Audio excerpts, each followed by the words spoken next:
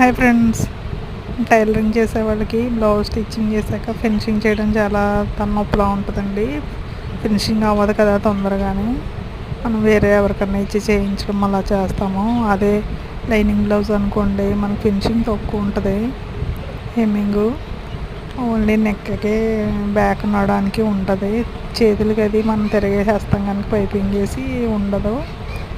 అదే మామూలు plain blouse కుట్టామనుకోండి, 2x2 blouse మొత్తం అంతా హెమ్మింగ్ వేయాలి. అదేం లేకుండా మనం పైపింగ్ వేసి మిషన్ కుట్టేసేస్తే బ్లౌజ్ ఫినిషింగ్ అందంగా కనిపిస్తుంది. మనకి హెమ్మింగ్ వేసే పని తగ్గుతుందండి.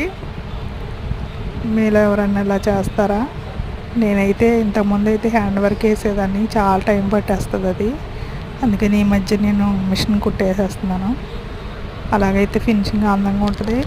తీసుకున్న వాళ్ళకి కూడా